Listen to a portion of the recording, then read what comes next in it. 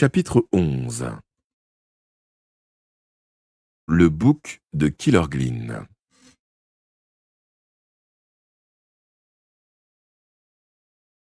Je ne me rappelle presque rien du voyage, qui se fit sans doute avec les chevaux, car j'entendais comme venu de très loin un martèlement de sabots, et je ressentais des secousses dans tout le corps. J'ignore si on m'avait déposé dans une charrette ou ficelé sur le dos d'un poney, peut-être les deux en alternance. Mon souvenir le plus net est de m'être retrouvé assis sur un tas de paille sale dans un grenier poussiéreux. Il était encombré de vieux meubles et d'épaisses toiles d'araignée parsemées de cadavres de mouches desséchées y pendaient tels des rideaux. Une unique lucarne laissait passer la lumière du jour. J'étais seul, les mains liées derrière le dos, mais les jambes libres. Bien que vacillant, je réussis à me relever à la seconde tentative. J'entendais les mouettes criardes marcher sur le toit. D'autres bruits me parvenaient, d'occasionnels claquements de sabots et les appels traditionnels des commerçants sur un marché. Sans doute étais-je à Killerglin. Je pesai sur la poignée de la porte, elle était verrouillée. Je fis donc le tour du grenier, à l'affût de n'importe quoi qui me permettrait de m'évader. Quelque chose de tranchant ou couper mes liens, par exemple. J'avais à peine entamé mes recherches que l'obscurité emplit la pièce. Un nuage cachait-il le soleil? Les bruits de la rue s'atténuèrent peu à peu jusqu'à se taire tout à fait. J'étais enveloppé dans un cocon de silence.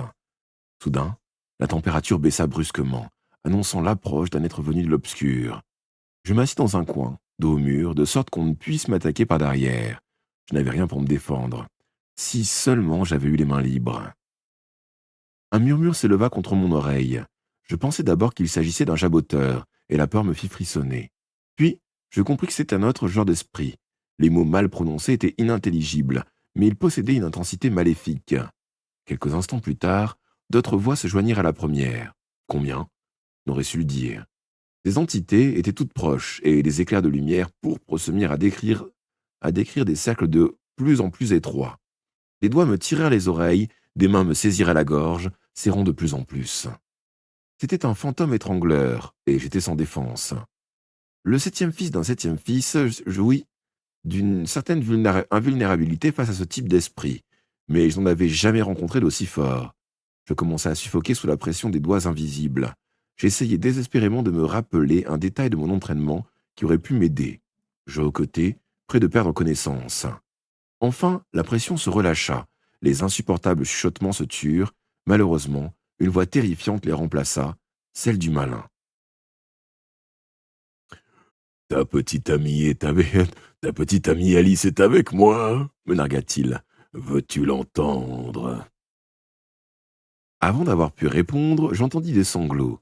Ils semblaient provenir de très loin, mais c'était bien une fille qui pleurait. Était-ce vraiment Alice ou le malin me jouait-il un tour?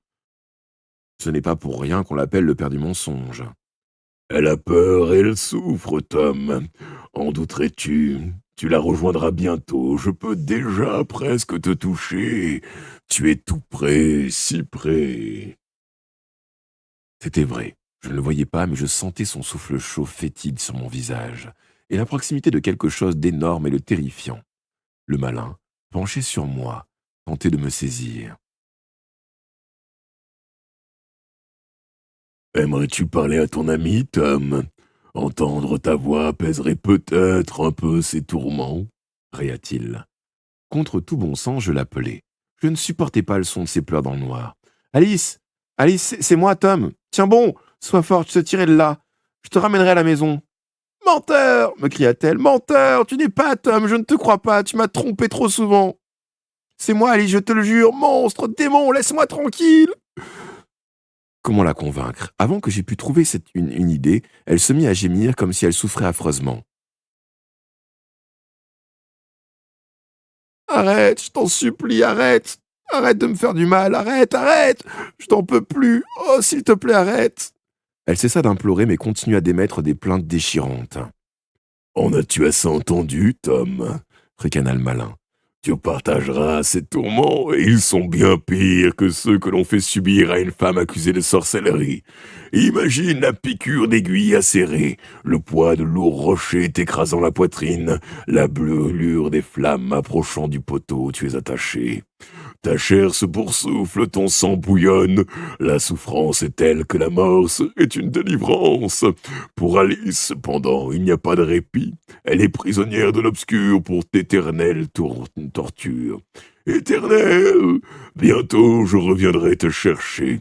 Bientôt la fiole de sang aura perdu ses pouvoirs. Je sentis que le malin s'éloignait. Les plaintes d'Alice s'atténuèrent et le silence m'environna. Je tremblais de tout mon corps. Je ne pouvais rien faire pour mon ami et cette idée m'était insupportable. Peu à peu, les choses reprirent leur cours normal. La lumière revint, les cris des marchands s'élevèrent de nouveau au dehors. Je me remis difficilement sur mes pieds, si éprouvé parce que je venais de vivre que je tanguais d'un mur à l'autre. Je finis par m'écrouler et sombrer encore une fois dans l'inconscience. Quand je repris connaissance, Sean le mince me secouait. Je m'assis, le dos appuyé au mur. Près de moi, sur le plancher, il y avait un bol empli d'un liquide sombre et fumant. Sean y plongea une cuillère qu'il porta à ma bouche. Je voulus détourner la tête. Il me bloqua le crâne de sa main libre et poussa rudement la cuillère contre mes lèvres. Une partie du liquide se répandit, mais je ne reconnus pas le goût épicé du gruau drogué. On aurait plutôt dit du bouillon de bœuf. Bah, il n'y a rien de mauvais là-dedans, m'assura Sean avec un sourire torve. Il faut que tu manges pour rester en vie un peu plus longtemps. Devais-je le croire ou pas? Quoi qu'il en soit, j'étais trop affaibli pour résister, et je le laissai me donner la béquille jusqu'à ce que le bol soit vide. Sean ouvrit la porte et me sortit du grenier, me jetant de nouveau sur son épaule comme un sac de farine. La nuit était tombée, le marché désert. Seul un groupe de silhouettes encapuchonnées se tenait près d'une haute structure en bois, au centre de la place triangulaire. Ils avaient rebâti la tour. J'aperçus à côté un large bloc de pierre bizarrement incurvé au sommet. On avait vu un semblable dans le village de Topley, près de la ferme où je suis né. Il n'avait pas été utilisé depuis plus de 100 ans, mais personne n'avait oublié à quoi il servait. C'était un billot. Le condamné plaçait la tête sur la pierre, et le bourreau la lui tranchait à la hache. Sean le mince me posa par terre, et je vacillai. Une main ferme me retint par le bras, et je croisai le regard de la sorcière. « Dis bonjour à ton nouvel ami, raya-t-elle. Vous allez avoir l'un et l'autre une vilaine surprise. De l'autre main, elle tenait par le collier un énorme bouc. Une couronne de bronze était attachée à ses cornes avec du fil de fer barbelé, tout imprégné de sang de la pauvre bête. Je te présente le roi Puck, reprit Scarabée. Vous aurez l'honneur de partager la plateforme, ainsi que la douleur et la folie qui vont avec. Avant la fin de la nuit, nous invoquerons Pan, et il viendra. Le bouc fut amené sur les planches de bois. On lui entrava les pattes arrière avec les chaînes d'argent fixées à des anneaux de fer. On m'obligea à m'agenouiller près de l'animal, puis on me banda les yeux. La plateforme se mit à grincer et à craquer, tandis qu'avec un système de cordes et de poulies, 4 hommes nous hissaient vers le sommet de la tour. Enfin, notre ascension se termina, et je supposai qu'ils avaient fixé les cordes à des taquets. Le bouc se débattait, bêlé, mais il ne pouvait se libérer. Je m'assis et en tordant le cou et en soulevant les épaules, je réussis à déloger mon bandeau. Je pus prendre ainsi la mesure de ma situation. Aussi loin que je portais mon regard, je ne vis aucun garde chargé de me surveiller. J'observais la place du marché et les toits environnants, notais l'emplacement du pont enjambant la rivière. En contrebas, l'épouvanteur en moi supputait ses chances d'évasion. La nuit tombait vite. En dehors des mages et de leurs partisans, la ville semblait déserte. Les habitants, prudents, restaient à l'abri derrière leurs portes verrouillées. Venu d'en bas, une psalmodie s'éleva et un frisson me courut le long du dos. Le rituel commençait. Les mages invoquaient Pan. Les premiers chants n'eurent aucun effet. Je remarquai seulement que le vent s'était calmé et que l'air immobile était inhabituellement chaud, comme par une belle soirée d'été. Les mages allumèrent alors des chandelles placées en cercle sur les pavés, au pied de la tour. J'en comptai 13. Puis ils se mirent en file et entreprirent de tourner lentement autour, chantant de plus en plus fort. Le bouc, qui avait jusqu'alors secoué ses chaînes avec des bêlements déchirants, se tenait à présent aussi raide qu'une statue. Soudain, tout son corps se mit à trembler. Les voix des mages montèrent, jusqu'à produire un cri strident, sorti de leurs 13 gorges. Au même instant, le bouc eut un spasme, et ses boyaux se vidèrent. La puanteur me souleva l'estomac, et je m'écartai jusqu'à l'extrême bord de la plateforme pour échapper à la nauséabonde inondation. Regardant vers le bas, je vis que les mages se retiraient. Je ne réussirais jamais à redescendre de la tour avec les mains liées dans le dos. Il ne me restait qu'une chose à faire, tâcher de conserver toute mon énergie. Je m'adossai à un pilier de bois, relevai les genoux et tentai de dormir. Impossible. Pendant 2 jours, le gruau drogué m'avait maintenu la plupart du temps dans l'inconscience. Maintenant, j'étais parfaitement lucide. C'est ainsi que je passai une longue et pénible nuit à côté du bouc, cherchant en vain un moyen de m'échapper. J'avais du mal à me concentrer, car mon esprit revenait sans cesse aux mêmes questions. Qu'était-il arrivé à mon maître après notre fuite? Avait-il réussi à s'échapper? Et la douleur d'avoir perdu Alice dominait le tout. Étrangement, une seule émotion ne me concernait plus. Alors que ma mort n'était plus qu'une question de jours, je n'éprouvais pas la moindre peur. Elle me reprit juste avant l'aube, dans la faible clarté de la lune pâlissante. Je remarquai soudain que le bouc me fixait avec intensité. Nos yeux se rencontrèrent, et le monde autour de moi se mit à tourner. La tête de l'animal se transformait, s'allongeait, se tordait de manière grotesque. Pan s'emparait-il du corps de la bête. J'avais à demi espéré que le rituel échouerait. Je constatai avec horreur que les mages pouvaient bien avoir réussi. J'allais bientôt partager cet espace étroit avec un ancien dieu réputé pour plonger dans la terreur et la folie ceux qui s'approchaient trop de lui. Oui, là, j'avais peur. Puis le bouc bêla longuement et mon effroi disparut. Un vent froid s'était levé, soufflant du nord-est, je frissonnais. Les mages regagnèrent la place au lever du jour et firent redescendre la plateforme. On me tira sur le pavé tandis qu'un serviteur nettoyait les excréments. On me délia les mains et on me présenta un bol de soupe et 2 épaisses tranches de pain. Il ne faudrait pas que tu meures trop tôt, plaisanta l'un des mages. Je dévorai mon repas, pendant que le bouc était lui aussi nourri et abreuvé. Surveillé par les dizaines de perdus, je n'avais aucune chance de m'échapper. Quand on m'eut retiré des mains le bol vide, un costaud au crâne rasé vint se placer devant moi. Je le reconnus aussitôt. On s'incline devant maître Doulan, gamin, me siffla une voix à l'oreille. Ah, c'était pas lui. Comme je n'obéissais pas assez vite, une main me saisit brutalement la nuque et m'obligea à me courber.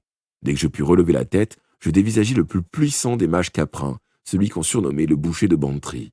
Son regard était celui d'un fanatique, d'un homme à l'âme inflexible, qui ne reculerait devant rien pour défendre ses intérêts. « Tu es ici pour souffrir, me dit-il à voix forte. Afin de se faire entendre, des mages assemblés. Tes souffrances seront une offrande pour Scarabée, en remerciement du don qu'elle fait de sa vie au service de notre cause.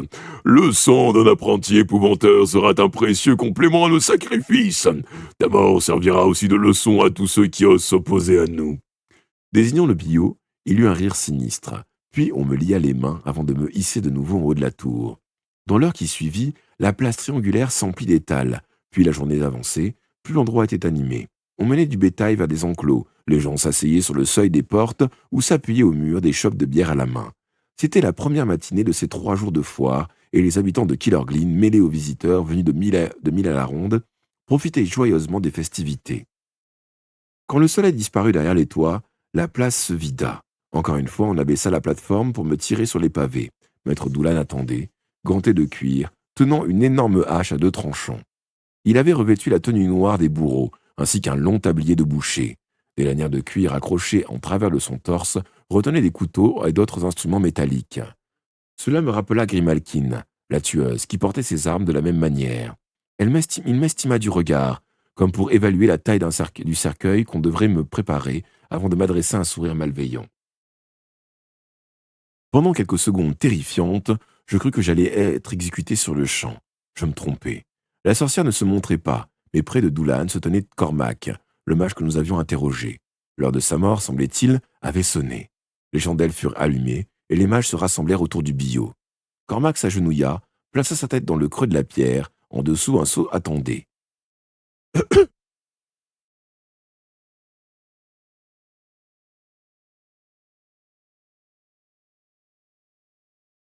On amena le bouc. Je fus surpris de le voir lécher à 3 reprises les joues du mage avant de bêler doucement.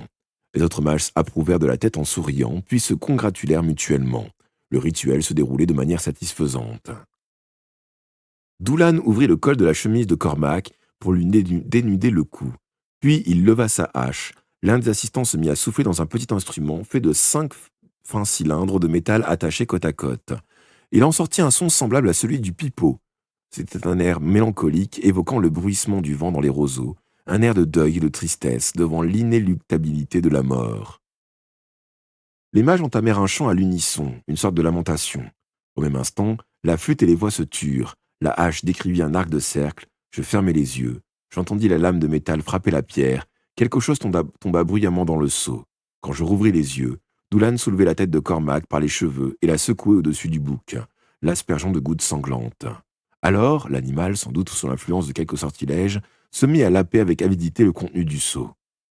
Quelques minutes plus tard, les mages étaient prêts à relever la plateforme. On ne prit pas le soin de m'alimenter cette fois. De toute façon, le spectacle auquel je venais d'assister m'avait coupé l'appétit. On me présenta cependant une tasse d'eau, et je réussis à avaler quelques gorgées. De nouveau en haut de la tour de bois, je vis les mages réitérer le même cas cérémonial que le soir précédent, évoluant en file autour des chandelles allumées, dans le sens inverse des aiguilles d'une montre. Cette fois, quand leur psalmodie s'acheva, dans un cri suraigu, le bouc tourna la tête pour me regarder. Un bouc peut-il sourire? Celui-ci affichait un air de se moquer de moi qui me fit frissonner. Assurément, le rituel fonctionnait. Pan s'emparait d'un instant à l'autre du corps de l'animal et je me trouverais tout près de lui, condamné à la terreur et à la folie. La nuit paraissait interminable. Les mages étaient partis et le vent hurlait entre les toits, me jetant au visage des paquets de pluie glacée. Je m'installai dos au bourrasque, secouai la tête d'avant en arrière jusqu'à ce que mon capuchon retombât sur mon crâne. Puis je me recroquevillai sur moi-même pour m'abriter de mon mieux. Néanmoins, je fus vite trempé jusqu'aux os. Le bouc bêlait de plus en plus fort. Au bout d'un moment, je crus l'entendre m'appeler par mon nom, puis émettre un rire dément, et mes mains liées ne me permettaient même pas de me boucher les oreilles. Enfin, le ciel pâlit. Au bout de quelques heures, le marché battait son plein. Le soir tombait de nouveau et la pluie avait cessé quand la plateforme fut redescendue et que je retrouvai le contact des pavés, grelottant de froid et mourant de faim. Dès qu'on m'eut libéré les mains, j'acceptai sans reconnaissance l'assiété de mouton et de pain rassis qu'on me donna et n'en fis qu'une bouchée. Mon intuition me disait que quelque chose se préparait.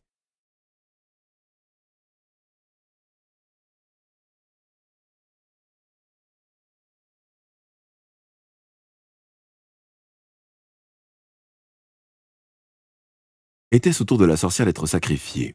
À cette idée, mon estomac faisait des nœuds. Avant de mourir, elle voudrait certainement assouvir sa vengeance. Mais si je devais être exécuté d'un moment à l'autre, pourquoi m'aurait-on nourri? Les minutes s'écoulaient, les mages étaient de plus en plus nerveux, puis Doulan arriva, sa hache sur l'épaule. Oh, Scarabée a disparu, Gronda-t-il. je n'arrive pas à croire qu'elle ait pu nous manquer de parole. Et le gardien des tumulus? Demanda l'un des mages.